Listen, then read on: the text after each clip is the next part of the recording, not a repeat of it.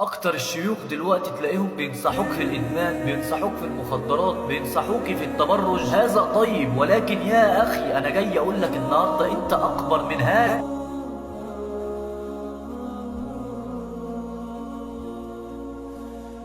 يوشك ان يكون خير مال المسلم غنم يتبع به شغف الجبال يفر بدينه من الفتن. الواحد لما يبص الشباب دلوقتي بيحزن حزن مخزي. يا جدعان احنا بنستغل شبابنا في ايه؟ ولا بنستغل وقتنا في ايه؟ ولا بنستغل الوقت اللي معانا دلوقتي ده في ايه؟ بس الشاب من دول تلاقيه اقصى احلامه انه يصاحب بنت متبرجه يمشي يتظاهر بها على اقرانه، تحزن. ولا تبص للشاب التاني اللي هو اقصى احلامه انه يكون مسجل خطر ويقف على النواصي يبيع حته ب100 ولا ب200، تحزن. ولا تبص للشاب التالت ده بقى اللي هو طول الوقت مضيع وقته في المباريات، طول الوقت مضيع وقته على الفرجة على المباريات، طول الوقت قاعد على ألعاب، طول الوقت قاعد على حاجات ملهاش أي 60 لازمة لا في دنيا ولا في آخرة. تلاقي الشاب دوت اللي هو بتاع المباريات والكلام دوت تلاقيه يقعد بالساعة يجادلك في لعيب معين، يجادلك في إحصائيات مباراة ما بين أهلي وزمالك، تلاقيه متقبل الكلام ده كله، تحزن. نروحوا للشاب الأخير دوت اللي هو من أنواع الشباب بتاع دلوقتي اللي هو اسمه الشاب الروتين. هو يصحى من النوم، يروح الشغل،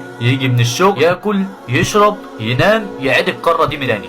ولا صلاة ولا صوم ولا قراءة قرآن ولا أي شيء. لما تشوف الأنواع دي تحزن، وتحزن حزن مخزي على الأمة الإسلامية. انظر إلى هذا وذاك وتعرف أنهم يريدون إبقاءك هكذا كما أنت منشغل بأشياء لا تقدم إلى الأمام بل تؤخر إلى الوراء. لأن عندما يكون لديك شيء عظيم تفكر فيه وتعمل لأجله، ببساطة هيكون ليس لديك وقت لتفكر في هذه الأشياء التافهة التي لا قيمة لها في الدنيا ولا في الآخرة. دي شيء لنفسك يستحق العناء يا أخي، دي شيء لنفسك يستحق المجاهدة وتضييع الوقت لأجله، ولا تكون مجرد مشجع يقف يصرخ للآخرين. أنا مش بيأسك من نفسك والله، أنا شاب زيك بحاول والله اللي أنا أعمل لدنياي وأعمل لآخرة. بس لازم تفهم يا صاحبي إن عدوك بيقيسك من المنطقة دي. ذكر عن بعض القادة اليهوديين أو النصارى إنه قال تظهرون علينا، ولكن عندما يبادر الناس لصلاة الفجر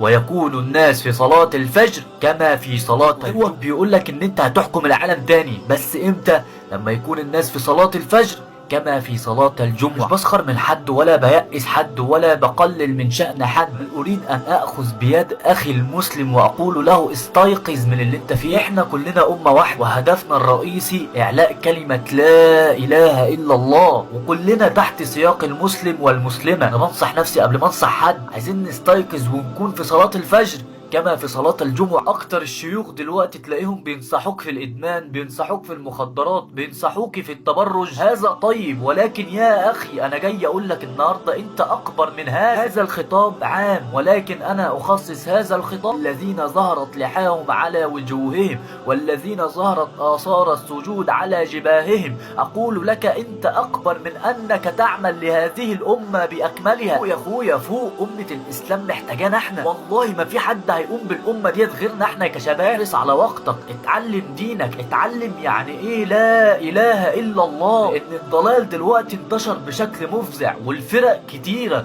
واهل الضلال اكتر، كل شيطان يزعم ان الباب الذي يدعو اليه خلفه الجنه. عشان كده يا اخويا بقول لك اتعلم دينك، اتعلم سنه نبيك، اتعلم من اهل الحق اهل السنه والجماعه. وتذكر يا اخي ان في القران الكريم ذكر سارعوا ورابطوا وجاهدوا وسابقوا. سنة رسول الله صلى الله عليه وسلم ذكر احرص على ما ينفعك وبادروا بالأعمال ونعمتان مغبون فيهما كثير من الناس الصحة والفراغ. احرص على ما ينفعك، احرص على ما ينفعك واحرص على وقتك كما قال رسول الله صلى الله عليه وسلم. بس كده رب تكون فهمت اللي انا قلته لك دوت، ويا رب اكون حاولت اللي انا اثر فيك من اللي بيحصل فينا دلوقتي. بيحصل في فلسطين كذا وكذا وكذا. انت فعلا عايز تنصر اخواتك في فلسطين؟ صلي الصلوات الخمس. عايز تنصر اخواتك في فلسطين؟ تعلم سنة رسول الله صلى الله عليه وسلم. عايز تنصر اخواتك في فلسطين؟ انزل الجيم اتمرن وجهز نفسك. اوعى تكتفي بس بالنشر عن اخواتنا في فلسطين والكلام ده، هو مهم بس الاهم اللي انت تعمل في الواقع. تعلم سنة رسول الله صلى الله عليه وسلم، انزل جيم، روح اتمرن وجهز نفسك عشان لما الفرصة تجيلك. بس كده، سلام.